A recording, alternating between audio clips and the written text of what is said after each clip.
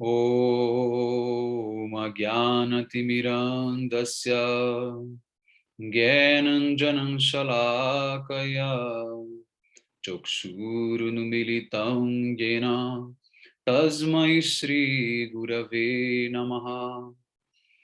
Gurave Gaurachandraya Radhikaye Stadalaye Krishnaya Krishna Bhaktaya Tadbhaktaya Namo Namaha. Narayanam Gurum Vande Saranyam Bhaktabandavam Gauramanovistam Purnam Radha Dasyam Pradayakam Rupandugacharya Varyam Burupamanjari Preshtakam Patita Pavana Bandhavam Yugacharya Narayanam Vanchakalpatarubhyascha Kripa Sindhubhya Evacha Patitanam Pavanebhyo Vaishnavebhyo Namo Namaha. Namo Mahavadanyaya Krishna Prema Pradayate Krishnaya Krishna Chaitanya Namne Gaura Twise Namaha. Shama Sundara Shikanda Shekara Ismirahasara Murali Manohara Radhikara Sikamam Kripanide Swapriya Charana Kinkarim Kuru Tapta Kanchana Gourangi Radhe Vrindavaneshwari Vrishabhanusute Devi Pranamami Haripriye Vrindai Tulasi Deviyai Priyai Keshavasacha Krishna Bhakti Prade Devi Satyavatyai Namo Namaha. Shri Krishna Chaitanya Prabhu Nityananda Shri Advaita Gadadhar Shri Vasadi Gaura Bhakta Vrinda Hare Krishna Krishna Krishna Hare Hare Hare Ramu Ramu Ramu Hare Hare. Então, primeiramente, eu gostaria de dar início oferecendo as minhas mais humildes e respeitosas reverências aos pés de lótus do meu mais amado Gurudeva, Om Vishnupada Ashtotara Sata Srimad Shila Bhaktivedanta Narayana Goswami Maharaj, e a todos os nossos mestres do passado, presente e do futuro, e a todos aqui hoje reunidos, as minhas mais respeitosas reverências.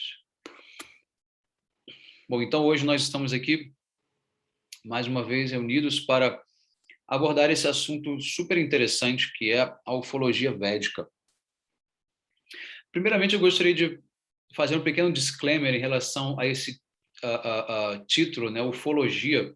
Essa palavra, ufologia, ela remete, na verdade, ao estudo de algo que é desconhecido, né? A própria palavra UFO, né, no inglês UFO, Unidentified Flying Objects, ou seja, os objetos voadores não identificados, os OVNIs, já não é o melhor, vamos dizer assim, termo a ser utilizado. Por quê? Porque, de acordo com a cultura védica, esses discos voadores, eles são identificáveis e já foram totalmente, vamos dizer assim, definidos, né? Nomeados, enfim. Então, mas, a princípio, a gente mantém essa palavra, ufologia, para simplesmente criar um canal de comunicação, tá? Mas ela não se aplica assim estritamente ao que o conhecimento védico nos apresenta sobre esses objetos voadores, porque eles são conhecidos e muito conhecidos, tá? Há milhões e milhões de anos eles são conhecidos, tanto que inclusive os Vedas ensinam como construir esses objetos voadores, tá? Esses discos voadores, não pode nem chamar de discos, né? Porque a maioria nem tem formato de disco, eles têm os formatos mais variados. Então, esses aeroplanos, tá? Que no sânscrito são chamados de vimanas, tá? Eles são veículos de voo extremamente populares, tá? Na antiga Índia. Diferente de hoje, antigamente as pessoas faziam uso dos vimanas, tá? Assim, frequentemente, era uma coisa comum você ver vimanas voando pelos céus. Eu digo isso até 5.000 anos atrás era muito comum, tá? Mais ou menos ali em torno da época que Krishna esteve no planeta, né? Até um passado muito remoto, era muito comum nós vermos esses objetos voando sem qualquer tipo de, vamos dizer assim, camuflagem ou, enfim, tentando se esconder, né? Não, isso era automaticamente, perdão, isso era naturalmente aceito, normalmente visto em todos os céus do mundo. Tá? Hoje em dia, o que, que acontece? Hoje em dia, nós temos ainda esses objetos voando por aí, tá? Só que eles não têm mais a mesma origem que tinham antigamente. E eu vou tentar explicar para vocês um pouco do que são esses também discos voadores atuais, tá? Mas eu vou deixar isso mais para o final. Vamos então antes entrar um pouco dentro do que a gente conhece hoje da literatura mais acadêmica, científica. Nós temos esse autor norte-americano, David Childress, que é um dos mais famosos, né, autores que, enfim, fala sobre civilizações perdidas, fala sobre fenômenos que a ciência não explica. Dentre eles, ele também fala sobre os Vimanas, tá? E esse livro é o mais famoso deles, Vimana, Aircraft of Ancient India and Atlantis, ou seja, as espaçonaves da antiga Índia e Atlantis, ok? Atlantis, só para já aproveitar o gancho aqui, eu sei que muita gente tem curiosidade, muita gente já ouviu falar na famosa cidade perdida, que foi inundada, enfim, diversas teorias estão em torno de Atlantis, mas às vezes até comparam com Dwarka, como se fosse a cidade de Krishna, em Dwarka, que foi também submersa pelo oceano, mas não tem relação com Dwarka, não. Tá? Atlantis foi mais uma das centenas, eu diria, até milhares de cidades que foram destruídas ao longo do tempo. A civilização humana aqui na Terra tem uma história muito longínqua, muito variada, muito vasta, muito complexa. Só que o que contam para nós na escola eu diria, 0,1% do que de fato aconteceu nesse planeta até hoje. Tá? Então, são centenas de civilizações, né, de povos, que já existiram e deixaram de existir por N razões. Tá? N razões. E muitas, eu diria a grande maioria delas, tinham raízes na cultura védica, porque a cultura védica é a cultura mãe, né? É a primeira cultura. Tá? Então, todos esses povos mais famosos, eles têm sempre um pezinho na cultura védica, tá bom? E as tecnologias também desenvolvidas por essas sociedades sempre também têm uma correlação com o que já estava nos Vedas, tá bom?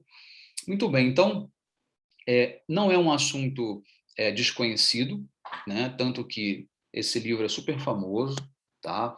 O que eu vou falar para vocês aqui hoje não é uma novidade, é algo extremamente, assim, já debatido e conhecido, só que não é popularizado, tá? Se tornou um conhecimento, vamos dizer assim, quase que esotérico, né? Extremamente limitado o alcance desse conhecimento, tá? Então, só para pincelar, para dizer para vocês que não é nada, vamos dizer assim, fora do comum ou misterioso, que eu venha em primeira mão trazer para vocês, absolutamente. Tem muito material na internet, nem todos confiáveis, né? Mas só para deixar aqui claro que existe todo um estudo por diversos outros estudiosos que não necessariamente seguem a cultura védica, como David Childress, por exemplo. Ele não é um seguidor da cultura védica. Então, nem por isso ele deixou de dar os devidos créditos, né? Quando o cientista ele vamos dizer assim, imparcial, ele é sincero, ele é honesto, ele automaticamente dá os créditos para a cultura védica, né? Diferente daqueles que têm segundas intenções e procuram sempre camuflar essas origens védicas com medo que a população, né, que as pessoas em geral busquem o conhecimento védico. né? Qual é o grande perigo das pessoas entrarem em contato com o conhecimento védico? O grande perigo é elas vão se atrair, elas vão automaticamente querer seguir a cultura védica. Isso é praticamente inevitável, né? Quando você começa a entender o valor da cultura védica, a grandeza da cultura védica, né? A mensagem transcendental da cultura védica, a, a durabilidade, né? A perenidade, a permanência da cultura védica nesse planeta desde os primórdios até hoje, prova que ela tem algo de muito especial. E se você ainda não dedicou a sua atenção à cultura védica, não perca tempo, porque você vai encontrar ali todas as respostas que você busca, né, para os seus dilemas, para as suas questões existenciais, sociais, afetivas, religiosas, políticas, tudo, absolutamente tudo você encontra uma solução na cultura védica. É a cultura eterna. Tá? Então, é muito importante entender que existem interesses, né, por trás do controle mundial que não querem que as pessoas tenham acesso à cultura védica. Tá? Eu poderia citar N exemplos, mas eu não quero muito fugir desse tema aqui hoje. Tá? Muitas vezes eu abordo isso aqui e ali nas minhas palestras. No meu curso sobre o Vedanta também, na aula inicial, eu falo, explico bastante sobre essa questão da manipulação, né? E, enfim, do Teorema de Pitágoras, que na verdade não foi Pitágoras quem descobriu, e dentre N outras situações que são sempre, muitas vezes, manipuladas por interesses aí, vamos dizer, malignos, né?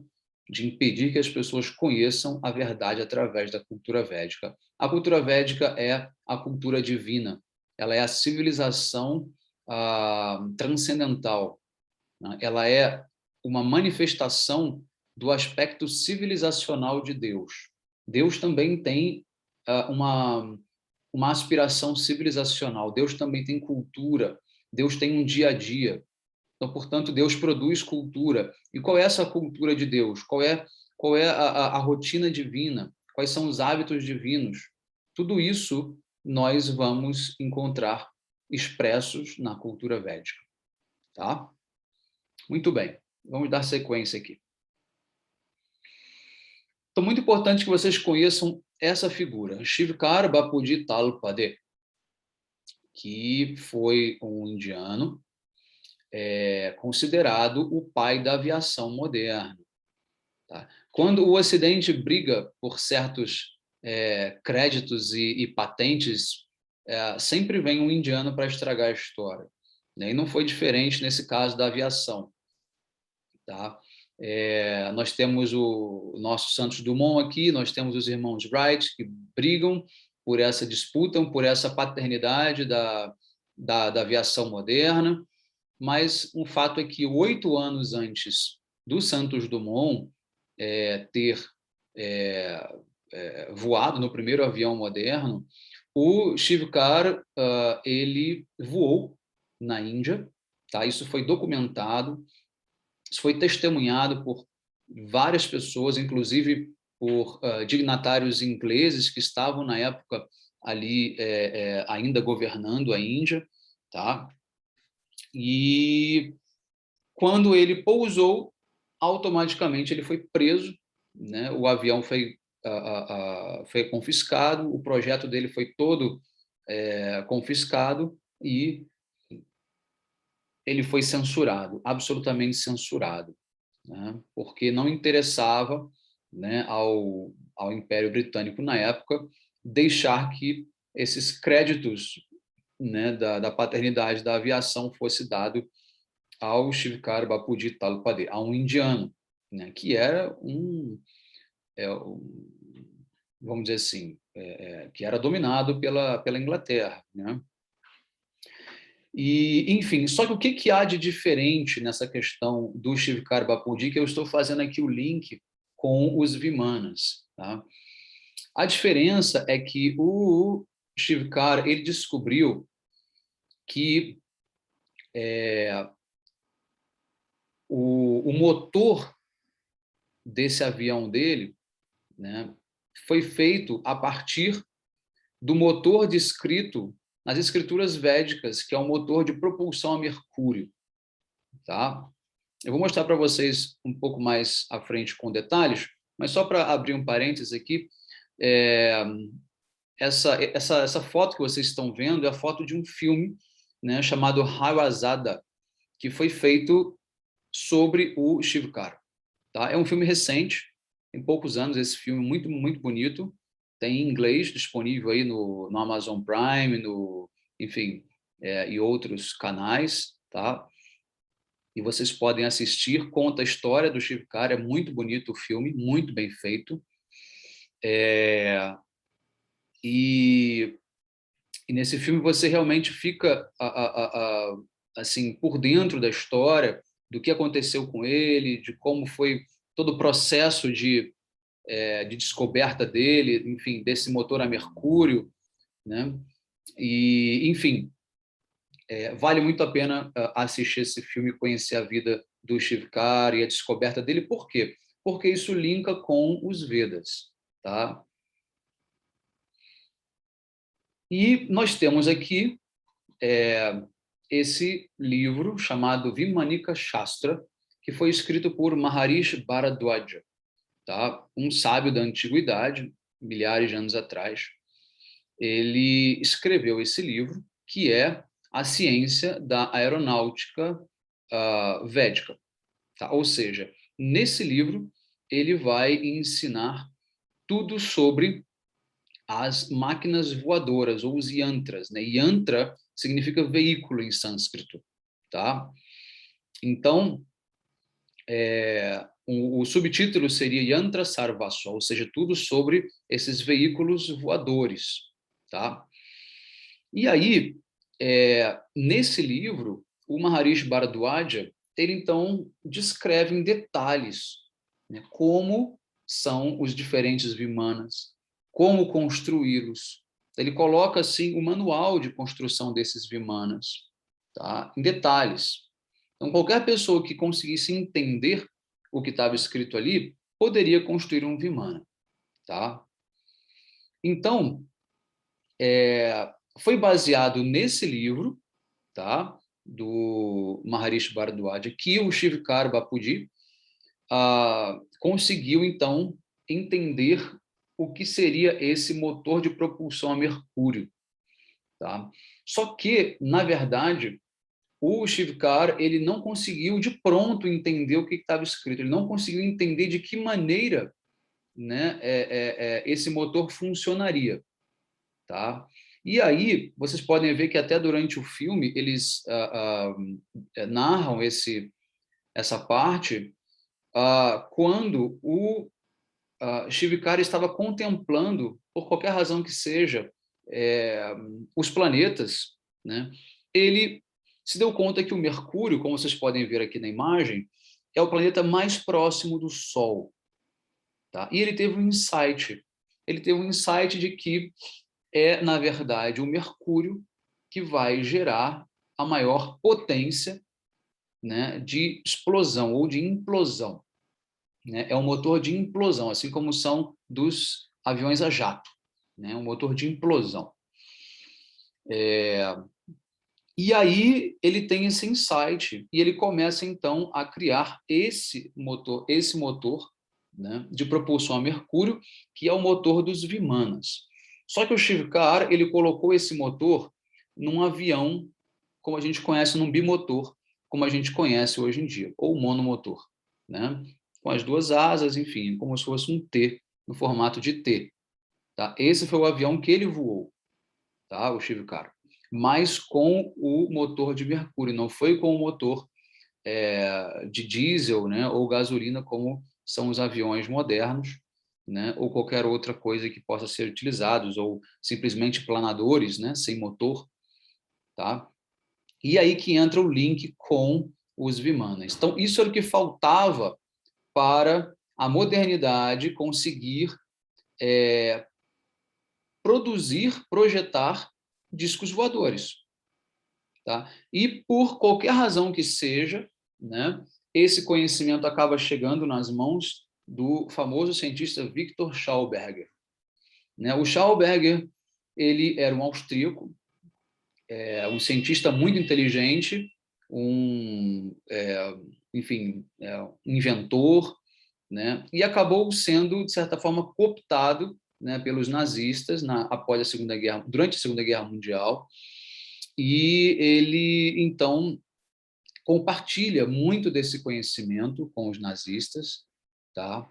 E aí começam todas aquelas, enfim, aqueles rumores, né, de que os nazistas, então, estariam desenvolvendo os discos voadores, tá? Aí você tem as histórias das bases na Antártida, né? Você tem depois as áreas 51 nos Estados Unidos. É interessante notar que, após a Segunda Guerra Mundial, quando a Alemanha perde a guerra, são os Estados Unidos que contratam todos os cientistas aeroespaciais alemães para dar início ao projeto espacial norte-americano, que foi todo construído pelos alemães. A Alemanha tinha, na época, um dos melhores, né, cientistas do mundo, em diversas áreas, né? Então, os norte-americanos contratam eles, e eles é que dão início, então, ao projeto espacial. Tá? Agora, o que eu vou dizer é de acordo com a minha visão, por tudo que eu já li, estudei, não tenho como provar absolutamente nada, mas fica aqui como parênteses. O que nós vemos em relação aos foguetes, tá? Para mim é apenas uma cortina de fumaça. Para mim é apenas uma forma deles desviarem a atenção para algo muito maior e muito mais profundo, né, que é, de fato, o desenvolvimento desses discos voadores. Tá? Então, você tem aqui, por exemplo, essas fotos, não tem como se, de fato, né, assim, aferir a autenticidade delas, mas são fotos que circulam, tem vários livros, documentos, mostrando e provando que existe, sim, toda uma relação dos nazistas com a fabricação desses discos voadores. E foi justamente a partir da Segunda Guerra Mundial que eles começaram a ser avistados nos céus aqui da Terra com muita frequência, principalmente nos Estados Unidos. Tá? Aqui você tem uma série de desenhos deles, tá? Enfim, seus respectivos nomes, né, modelos e tal, todos que possivelmente, eu digo possivelmente, tá? É bom frisar para depois não dizer que eu estou levantando fake news ou enfim, e possivelmente foi desenvolvido então pelo governo nazista, né, alemão, e mais tarde então levado para os Estados Unidos, tá? Então são muitas coincidências, né? Muitas coincidências, e o que eu vejo de tudo isso na verdade, o uso militar, o uso bélico dessas espaçonaves, tá? Ah, e, e também o uso para fazer rapto, né, de pessoas, sequestros, enfim, qualquer outro tipo de enfim, ação que precise ser feita com rapidez e com, enfim, e com descrição, né, discrição, perdão, enfim. E então eles usam essa tecnologia dos discos voadores, né? Quem estuda a ufologia convencional sabe que a maioria dos relatos, né, de avistamento de discos voadores e de avistamento dos tripulantes dessas naves é que esses tripulantes eram seres humanos, né? Aqui no Brasil nós temos alguns casos, né, de pessoas que viram, né, e afirmaram que os tripulantes eram humanos, não eram ETs cabeçudos, né, olhudos, nada disso, tá bom? Eu não descarto a possibilidade de haver ETs que tenham esses formatos, mas pela minha impressão a grande maioria, eu diria quase todos os discos voadores que voam aqui na atmosfera terrestre são de seres humanos, tá? São dos exércitos, né? Enfim, são de de governos, né, que estão aí fazendo as suas manobras, enfim, os seus projetos, etc. Tá? Agora, podem vir discos voadores de outros planetas, de outras galáxias? Pode, com certeza. Isso é muito comum. Na literatura védica você encontra. Eu vou mostrar para vocês um pouco mais à frente, né, como isso era uma coisa muito comum. Tá? Então, dito isso, eu quero mostrar para vocês aqui um pouco do que os Vedas falam diretamente sobre os discos voadores. Tá? Ó, aqui nós temos o Rig Veda, tá, como exemplo. Tá? O Rig Veda, o documento mais antigo da raça humana, inclui referências aos seguintes tipos de vimanas à propulsão. A propulsão a mercúrio. Tá? Nós temos o Jalayam, que é um vimana projetado para operar na água e no ar. Os versos 6.58.3 do Rig Veda. Um outro vimana chamado Kara, é um vimana que opera tanto no solo quanto na água. Ele é um anfíbio. Então, é no verso 9.14.1. Temos o Tritala, que é um vimana composto por 3 andares. Né? 3 tala é andar. Tá? Temos o Trichakrarata, um vimana de 3 rodas projetado para operar no ar. Tá? Ou seja, 3 rodas, uma na frente, 2 atrás. Ele opera no ar e também na terra. Tá? Temos o Vayurata, um vimana movido a vento ou gás. Tá? Aqui já é um outro tipo de motor. Tá? Não é apenas o de propulsão a mercúrio. Existem vários tipos de motores dos vimanas. Tá? O último, o Vidyurata, ele é movido a energia solar.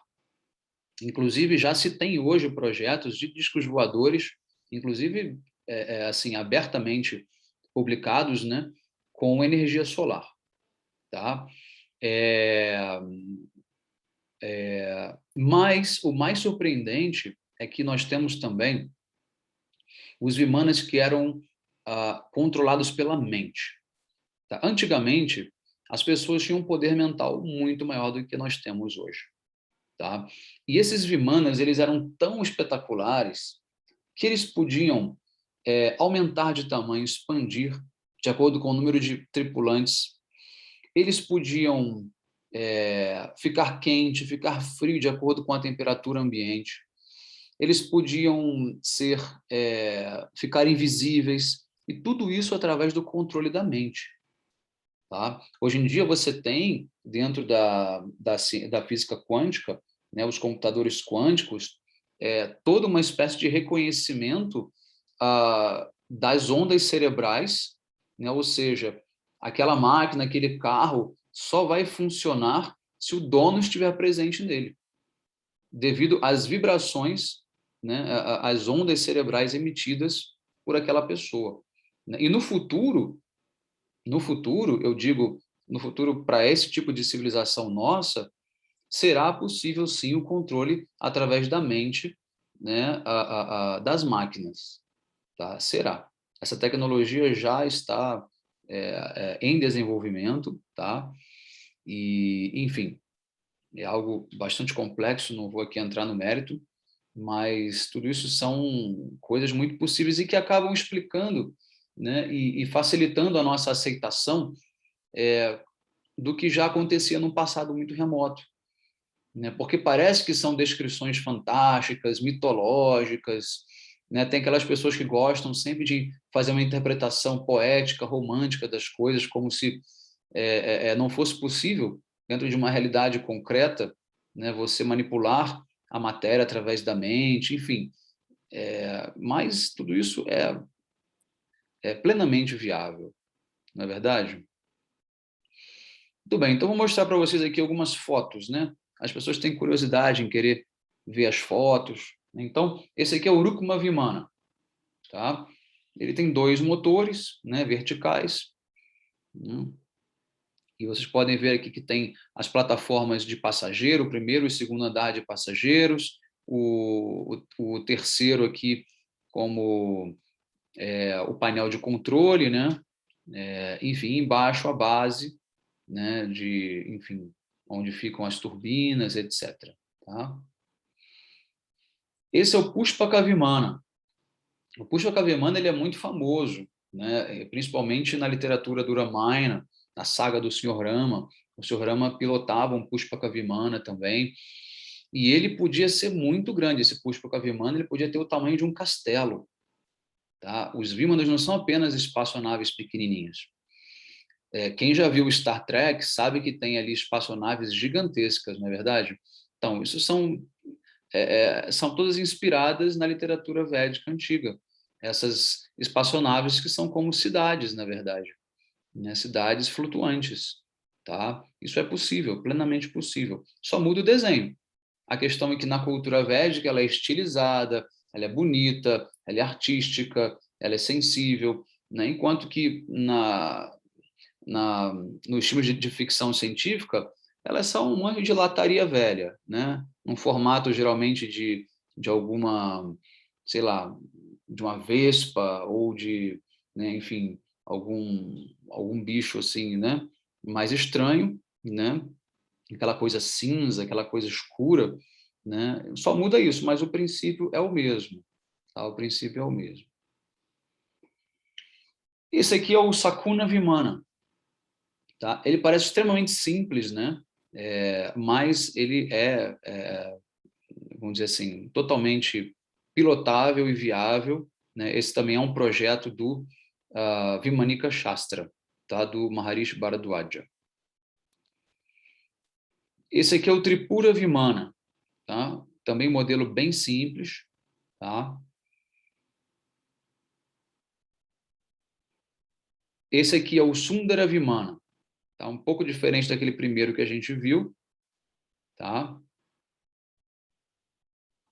E aqui, através desse desenho, vocês podem ter uma ideia dessas cidades, desses grandes castelos flutuantes, né, que eram as Vimanas. Bom? Muito bem. Agora tem uma outra curiosidade, que é o nome e o logo, né? A logomarca de algumas empresas aéreas que fazem referência aos Vimanas, como no caso do Bangladesh Airlines, que é o nome direto, Biman. Só muda o B pelo V, que é uma troca de letras natural, né? Porque não existe o V no sânscrito, né? Só existe o B. E para nós aqui, no Ocidente, vira sempre V. Então a palavra é a mesma, Biman, tá? Ou Vimana. Bangladesh Airlines. É que o símbolozinho é de uma garça, tá? Uma garça voadora, mas para vocês terem uma ideia de como Bangladesh foi parte da Índia um dia, né? Então eles têm esse, vamos dizer assim, esse contato com a cultura antiga, né? E colocar o nome de Vimana ou espaçonave, né?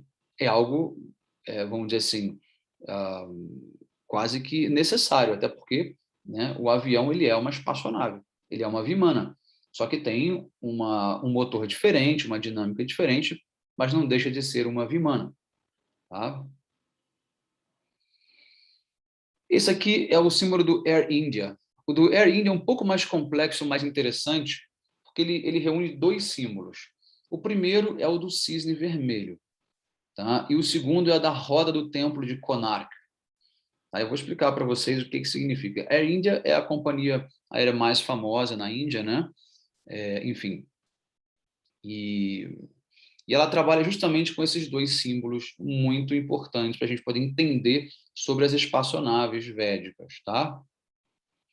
Bom, vamos começar então pela roda do templo de Konark. O templo de Konark é o templo em homenagem ao deus do sol, que fica na Orissa, no estado da Orissa, próximo à cidade de Jagannatha Puri. E ele tem esse formato, vocês podem ver, é uma carruagem, tá? Aqui você tem uma sequência de 3 rodas, do outro lado mais 3, então são 6 rodas. Né? Aqui à frente vocês podem ver que tem cavalos, tá? Que são os cavalos que puxam essa carruagem, tá bom? E atrás, no que seria o próprio templo, é o assento dessa carruagem, né? Onde fica o deus do sol. Tá? O deus do sol chamado Surya Deva. Tá? Ele, o Surya Deva, como vocês podem ver aqui nessa imagem, ele na verdade, ele cavalga essa carruagem, né, com vários cavalos, e é assim que ele move o sol. Tá? O sol em si é o próprio Deus do sol, tá? E o sol está se movendo porque o Deus do sol está cavalgando essa carruagem. Tá? Então, o sol está se movendo pelo poder dessa carruagem. Só que nós não temos olhos para ver essa realidade. Nós apenas vemos aquela bola de fogo. Tá? Não deixa de ser uma bola de fogo.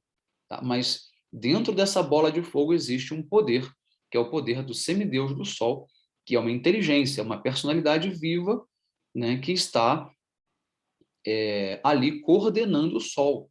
Existem passagens na literatura védica que contam que um dia o Sol parou, né, porque houve determinado evento, assim, assim, e o Deus do Sol simplesmente parou a sua carruagem e o Sol também parou. Tá? Então, há a possibilidade do Sol parar, porque o Sol não está se movendo por um mero impulso, vamos dizer assim, físico. Tá? Existe ali dentro uma personalidade real regendo esse movimento do Sol. Só que ele é um semideus, ele tem uma habilidade quase perfeita de fazer tudo isso com precisão. Tá? Então, a princípio, o Sol está sempre em movimento e a gente espera que amanhã ele novamente nascerá para nós. Não é verdade? Muito bem. Então, explicado essa questão das rodas do templo de Konarok, ou seja, essa é a carruagem voadora do Deus do Sol, né, que também foi colocada ali, né, perdão, que também foi colocada ali, dando alusão, fazendo alusão ao quê? A uma espaçonave voadora, tá? Não é por acaso. Há quem diga que o próprio templo de Konark é uma réplica da carruagem do Deus do Sol que foi petrificada, tá? Que foi petrificada e que no futuro ela pode voltar a voar, inclusive. Existem vários templos na Índia que têm o formato de Vimanas, vários. O próprio templo de Jagannatha Puri é dito também ter um formato de Vimana, assim como outros, tá? Que um dia poderão voar. Tá? Enfim, isso é ainda um mistério, eu também não tenho muitas informações a respeito disso, só estou compartilhando mais ou menos o que a gente ouve pelo formato da estrutura desses templos, tá bom? Muito bem, então expliquei a parte da roda do Deus do Sol no logotipo da companhia Air India. Agora vamos então para o cisne. A imagem do cisne, o cisne voador, como vocês podem ver aqui, é algo muito comum na literatura védica também.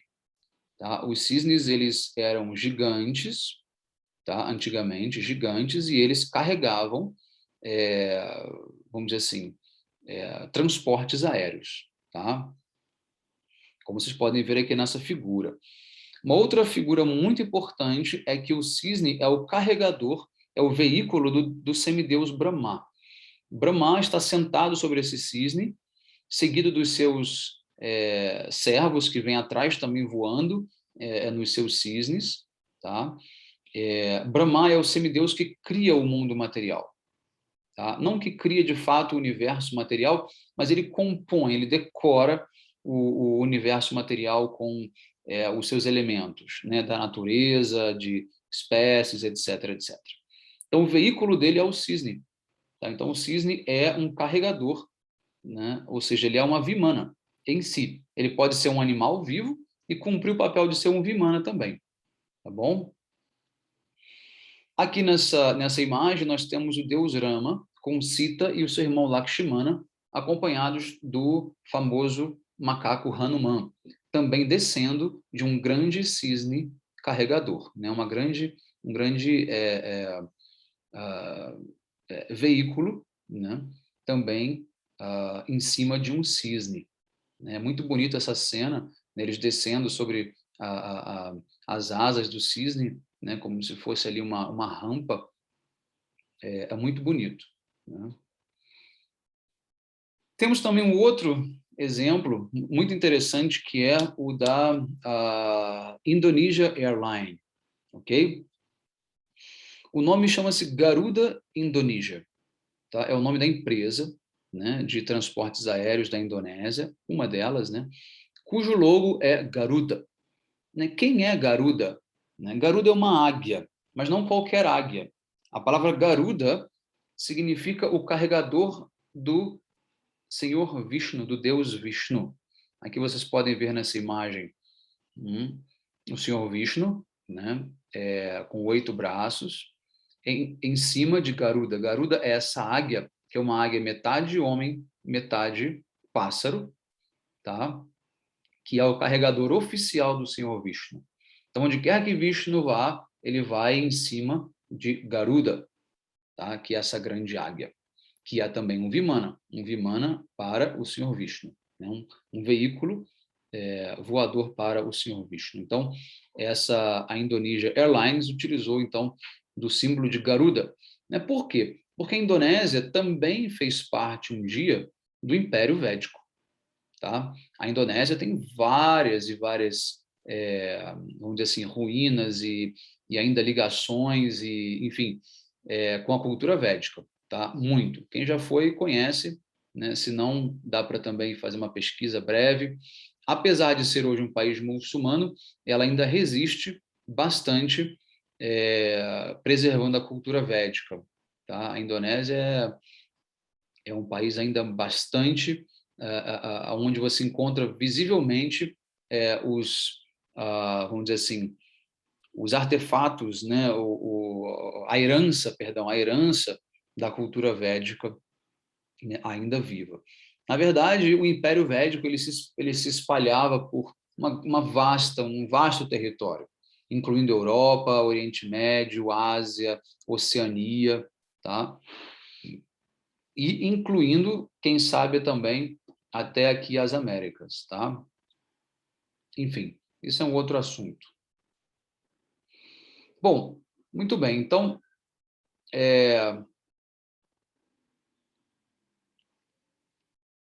eu encerro aqui, então, essa, essa nossa apresentação, uma apresentação breve, apenas para mostrar que esse conhecimento, né, dos discos voadores, o conhecimento da cultura védica, ele é muito profundo, muito amplo, vai muito além do que nos apresentam aqui hoje no mundo moderno. Tá? Eu não sei se vocês já estão me vendo, se eu já parei com compartilhamento de tela. Vocês podem me ver? Já, né? Parou, né? Tá bom. Uhum. Muito bem, deixa eu abrir aqui o chat, deixa eu ver se tem alguma pergunta, algum comentário.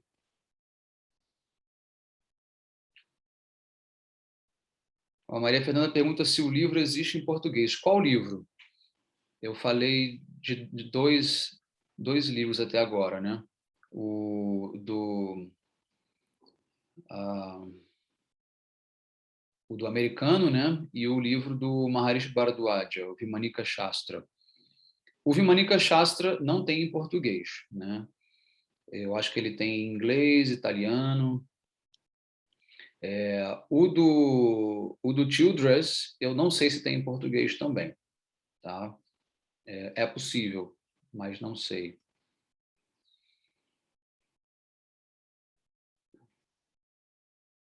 Ó, o senhor Antônio pergunta, os drones têm uma referência de cópia nos discos voadores? Sim, é possível, senhor Antônio, é possível. Uhum, com certeza. Essa capacidade dos drones de se movimentar para qualquer direção, né? Aquela estabilidade que o drone mantém no ar, né? Enfim, tudo isso são características dos Vimanas. Os Vimanas, eles não viajam apenas em linha reta para frente, como são os aviões, né? Os Vimanas, eles flutuam, né? O helicóptero tem um pouco disso, né? O helicóptero tem essa possibilidade de parar, de andar para trás, para frente, para os lados, né? E o drone foi um aperfeiçoamento do processo do helicóptero, colocando, né, 4 hélices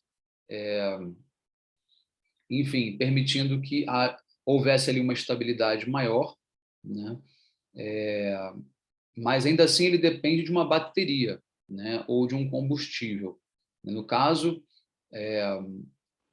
o Vimana ele poderia ser de diferentes outras maneiras, né? Mas com certeza tem similaridade. O Tony pergunta aqui: o novo documentário Top Secret OVNIs da Netflix mostra como as duas realidades coexistem, tanto os UFOs criados aqui via cientistas alemães e engenharia reversa, como os advindos de fora. Isso corrobora o ponto de vista do Maharaj, em que as testemunhas relatadas no documentário afirmam ver humanos, mas também veem seres de morfologia humanoide, porém não propriamente humana. Bacana que já saiu na Netflix, interessante que já tenha chegado a esse ponto, né, de popularidade agora, isso é muito bom, né? Não sei se eles mencionam algo sobre a cultura védica, né? Mas aos poucos, né, as pessoas vão conseguindo entender um pouco mais, né? Bacana isso aí. Obrigado por compartilhar, Tony. O senhor Antônio pergunta o que se entende por abduzido, isso acontece? Bom, é o que se relata, né, senhor Antônio? Eu não tenho como afirmar nem que sim nem que não, mas os relatos, né, indicam que as pessoas foram abduzidas. É possível? É possível, né? Agora, se aconteceu mesmo, não sei, mas tudo indica que sim, tá? A Vrinda está. Então, a Maria Fernanda pergunta, foi o primeiro do norte-americano? Não sei. Eu acho que não, porque quando eu joguei para pesquisar, para pegar a foto dele, eu não encontrei nenhum título em português, tá?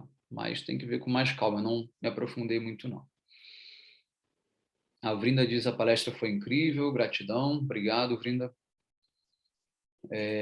A Leila pergunta, Swami, existe a possibilidade de seres extraterrestres e há muitos livros tentando provar isso. O que você... Opa, peraí, misturou com a da Ruth, pulou aqui o chat. Existe a possibilidade de seres extraterrestres estarem morando disfarçadamente aqui na Terra? Sim, existe. Existe sim, tá? A mudança de fisionomia, né? Tem um nome, eu esqueci. Essa mudança de fisionomia, ela é possível. Isso é descrito nos Vedas, inclusive. Tá? Eu posso te dar um exemplo. Ravana, o demônio de 10 cabeças, quando ele foi raptar Sita, a esposa do Senhor Rama, né, ele se disfarçou de um mendicante, né, de um santo mendicante. Tá? E aí ele foi até Sita e pediu que ela viesse dar doações para ele. Né? E aí, quando ela cruza aquela barreira de proteção que Lakshmana havia feito, aquele campo de força, né? Quando ela cruza, automaticamente Ravana puxa ela para fora e rapta ela. Então, ele estava disfarçado. Isso, na literatura, a gente encontra abundantemente. Os demônios têm essa capacidade. Eles, de fato, mudam de forma. Tá? É, é o shape-shifting, mas eu queria saber em português, né? A mudança de forma, né? É shape-shifting, acho que você escreveu errado, Tony. Shape-shifting, mudança de forma. Mas, enfim, é, isso acontece sim, isso é muito comum, inclusive,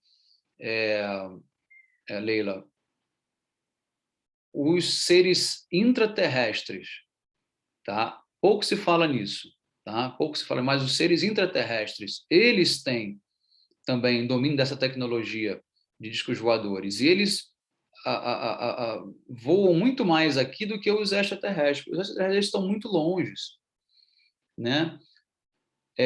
Para um extraterrestre vir até aqui demanda muito para eles. É muito longe você voar de uma estrela para cá, de um outro planeta, é muito longe. Além disso, o espaço aéreo está muito vigiado, né? Extremamente vigiado. Tá? Hoje você entra no espaço aéreo da Terra, os radares detectam isso facilmente e você vai ser atacado. Né? Ou esses discos voadores são os próprios seres humanos dos exércitos fazendo voos de rotina, voos de treino ou ações, né? O que está tudo sob o controle do espaço aéreo ali local, ou eles vêm de dentro da Terra. Tanto que há uma série de relatos desses discos voadores entrando em cavernas, né? Entrando em fendas nas montanhas ou dentro dos oceanos. Né? Por quê? O Bhagavatam, o chamado Bhagavatam, ele relata esses povos intraterrenos com muito detalhe, tá? Com muito detalhe. Então você tem sim esses povos intraterrenos, eles são os reptilianos, tá? Não é teoria da conspiração, não, é real isso, os Vedas explicam, são os reptilianos.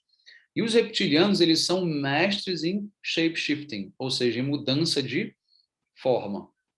Eles podem se aparecer como seres humanos. Né? Acho que isso já linka até com a outra pergunta aqui.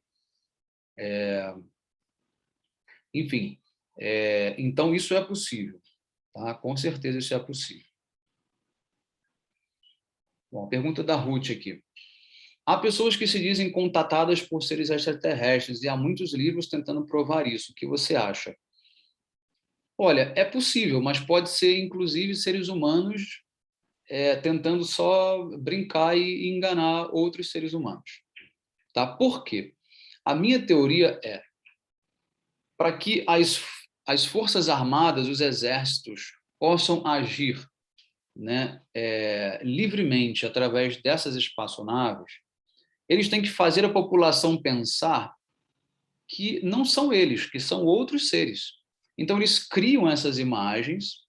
Na minha visão, eles criam essas imagens, eles criam, inclusive, esses falsos, né, testemunhos de pessoas. Para mim, são eles que criam essa questão de raças e diferenças. Tá? Eles é que criam essas coisas todas para poder enganar as pessoas, para ninguém saber que, de fato, são seres humanos que estão fazendo uso dessa alta tecnologia. Tá? Como eu disse, por exemplo, a questão dos foguetes é uma mera cortina de fumaça, para você achar que o ser humano está ainda ali desenvolvendo um foguetinho, né, que mal consegue voar, né, que é caríssimo. Para mim, isso tudo entende? Não é verdade. Né? A tecnologia dos Vimanas já está muito avançada há muito tempo, né? Há muito tempo, nessa era moderna, que a gente pode dizer, né? Enfim, e eu acho que tudo isso é apenas uma grande cortina de fumaça. Eu acho, tá? Não é uma afirmação assim categórica, tá bom?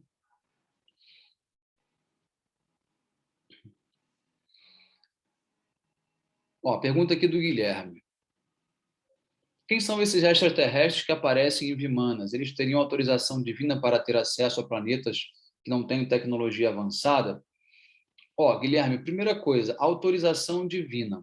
Deus não tem absolutamente nada a ver com o que a gente faz aqui na Terra, né? A gente está aqui aplicando o nosso livre-arbítrio, estamos vivendo o nosso karma, estamos aqui, enfim, fazendo as nossas, enfim, ações independente de Deus, né?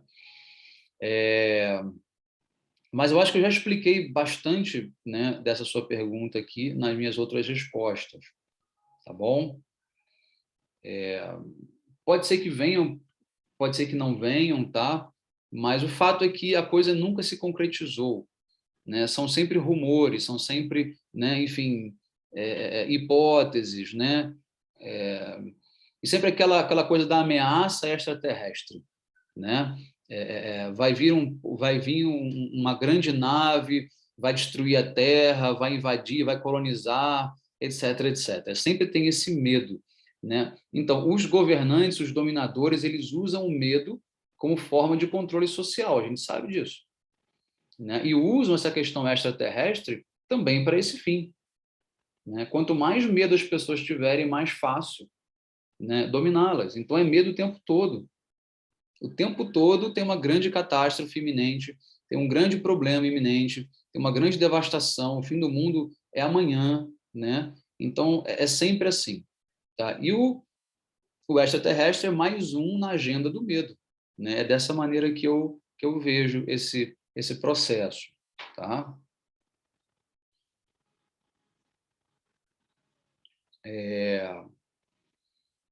Mas uma coisa interessante que eu posso dizer para vocês é o seguinte: nós somos descendentes de povos das estrelas. Mas quem são esses povos das estrelas?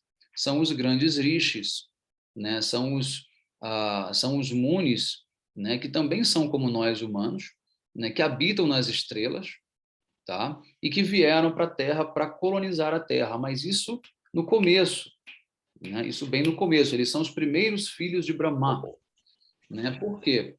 Porque Brahma, ele quando cria, né, o universo, né, ele está no primeiro planeta, que se chama Satyaloka, é o planeta mais elevado. Abaixo dele nós temos vários planetas, incluindo da Terra, tá?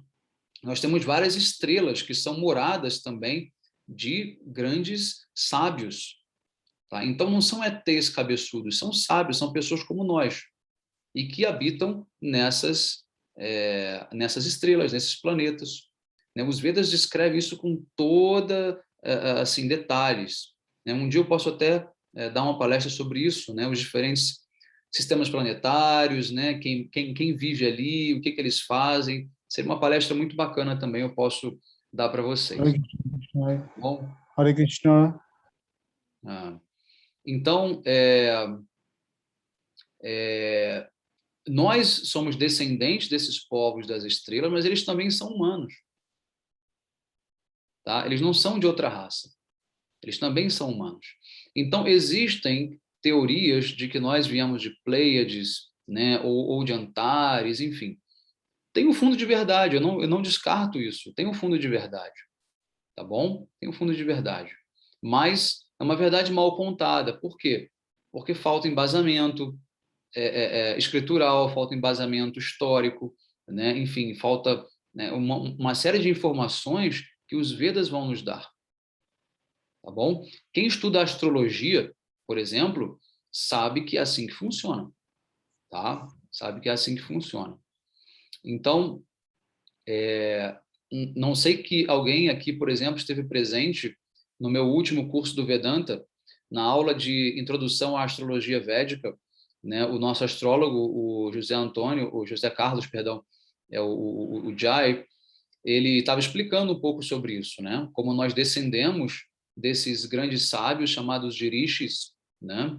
É, que vieram das estrelas, tá? Muito bem, deixa eu ler a pergunta aqui do Vidyajaya. Ele diz: primeiramente, desculpe meu fundo de tela, eu não sei mudar. Não, tá maravilhoso. Seu fundo de tela tá perfeito para o tema de hoje. Tá todo mundo voando no espaço aí da sua tela. E muito bem. E ele faz menção aqui ao Viagem Fácil, né, a Outros Planetas. Isso é um livro de Srila Prabhupada, né? Viagem Fácil a Outros Planetas, né? Um livro bem interessante que fala sobre ciência moderna, fala sobre Vaishnavismo, cultura védica, é super interessante. Mas, enfim, a pergunta dele é o seguinte: nas outras eras, os Munis iam em corpo físico para os planetas celestiais, por que necessitasse de veículos? Por que necessitavam de veículos? Alguns poderiam ir, né? Mas nem todos, tá? Haviam outros que não tinham, assim, cada Muni tem o seu poder, né? Cada um tem um nível de poder. Narada Muni, por exemplo, né? Narada Muni viajava sem Vimana, né? Ele mesmo era o corpo dele voava, ele ia para qualquer parte do universo, inclusive para Vaikunta, né? Ele acessava a morada celestial, né? A morada divina celestial, a morada divina, a morada transcendental de Deus, Vaikunta, né? Tinha com o Senhor Narayana, conversava com o Senhor Narayana, depois ele voltava, né, para o universo, viajava absolutamente sem nenhuma restrição, apenas com o seu corpo. Ele não precisava de nave para fazer isso. Já outros não, tá? Aí vai de cada Muni com o seu poder, tá bom? Então aqui, olha, o senhor Antônio está agradecendo, a Leila também, a Ruth também, e a Doia Mai diz o seguinte: Hare Krishna Maharaj, o senhor acredita que a alta cúpula das Forças Armadas podem se valer das informações dos Vedas para criarem estas ilusões para a população? Eu tenho certeza, Doyamaí, tenho certeza. Todos eles conhecem os Vedas, sempre conheceram. Tá? Isso desde sempre, no sentido de que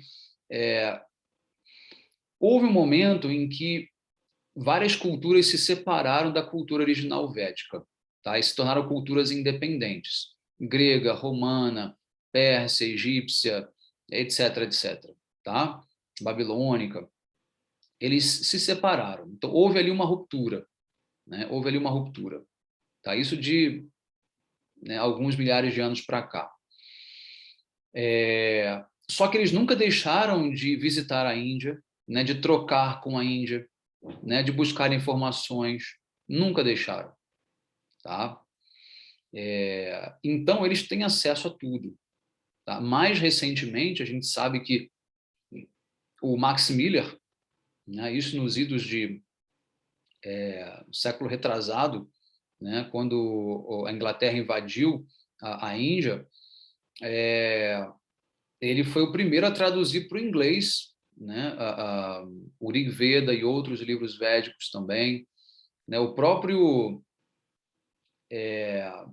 como se diz, o próprio Newton, né, o físico Newton, né, ele também foi, né, bebeu da fonte védica também de um livro chamado Subha Sutras, né, que foi roubado da biblioteca do sul da Índia e levado até Newton, né? Só que Newton não conseguiu entender muita coisa do que estava escrito ali, né? E só conseguiu pegar algumas coisinhas para poder desenvolver um pouco das suas leis, né? E, enfim, e a Doyamaí pergunta novamente se essas atitudes podem ser consideradas demoníacas. Com certeza, eles são todos demônios. Né? Os demônios, eles vêm dominando, eles vêm governando o planeta há muito tempo. Né? Quando Krishna deixa o planeta, há 5.000 anos, os demônios, né, eles passam então a dominar. Tá? Passam então a dominar. Tá? E assim, né, nós tivemos aí, enfim.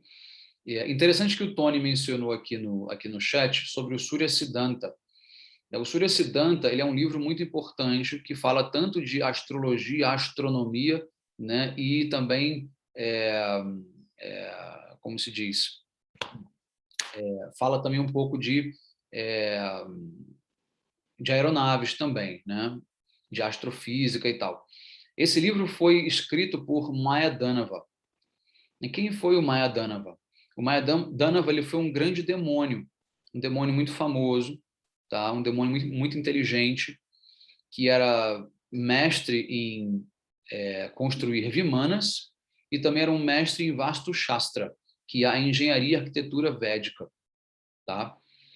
E para vocês terem uma ideia, ele construía vários vimanas, tá? Junto com outras, né? Como Vishwakarma, por exemplo. Vishwakarma, ele é o semideus responsável pela engenharia, vamos dizer, universal, né? Chamado Vishwakarma. Ele também construía, né, vários vimanas, etc.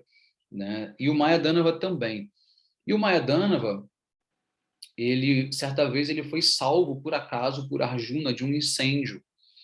Né? E Mayadanava, ele ficou muito grato por Arjuna ter salvo ele, né? E disse que queria fazer alguma coisa por Arjuna, né?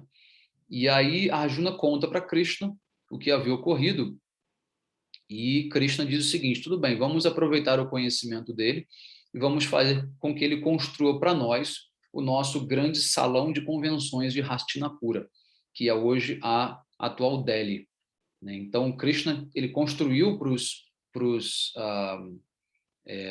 Yadavas esse grande salão de convenções feitos por Mayadanava. E é um salão assim super complexo também, ele se ampliava, aumentava de tamanho, né, contraía, temperatura, uma série de coisas extremamente complexo que operava pelo poder da mente também. Então, mais tarde, Krishna enviou Mayadanava para o exílio. Ele disse, olha, eu não vou te matar, mas você não tem mais permissão de viver por essas terras. Então, ele expulsou Mayadanava, e a princípio Mayadanava teria ido para aqui a América Central, tá? Onde ele construiu, então, a sua civilização, mais tarde conhecida como Maias. Tá? Tanto que você pode traçar uma série de semelhanças entre as pirâmides maias e as pirâmides do sul da Índia. Tá? Tem muitas similaridades, muitas. Tá? E aí, fato interessante é que quando os espanhóis chegaram nas tribos maias, nas cidades maias, né, não encontraram absolutamente ninguém. Encontraram tudo como como se estivesse sido deixado ali no último minuto, né, por fazer coisas por fazer, né, trabalhos pela metade, né, enfim, uma série de coisas, né. Então a gente supõe que Mayadanava tenha colocado todos nos Vimanas e tenha desaparecido, né, tenha deixado, né, aquelas cidades maias, né, de repente, né, porque ele dominava essa tecnologia, tá? E você tem vários assim desenhos nas pedras, né, enfim, fazendo menção a OVNIs, né, discos voadores, né, tudo isso você encontra. E não é porque vinham de fora, é porque eram deles mesmos, né, esses discos voadores. Era uma tecnologia dominada por eles mesmos, né? O Vidyadhara coloca aqui que o salão era Indraprasta. Sim, é verdade, Indraprasta. Uhum. Isso, exatamente. Foi construído para que Krishna pudesse reunir todos ali e fazer as suas reuniões. Muito bem. Mais alguma pergunta? Alguém deseja comentar mais alguma coisa? Acho que tem mais uma pergunta que faltou aqui do Vidyadhara sobre as tecnologias são influências de planetas inferiores, de asuras, que devido a austeridades recebem esse poder ou conhecimento? Sim, esse poder, esse conhecimento pode vir de austeridades, pode vir de bênçãos, né, de outros seres superiores, como semideuses, né, como Brahma, Shiva, que dão bênçãos, né, aos demônios, enfim, e eles vão se desenvolvendo, né, vão se desenvolvendo. Né? É um conhecimento que está aí, vamos dizer, está disponível, né? Está disponível para o mundo, né? Uns usam para o bem, outros para o mal, tá?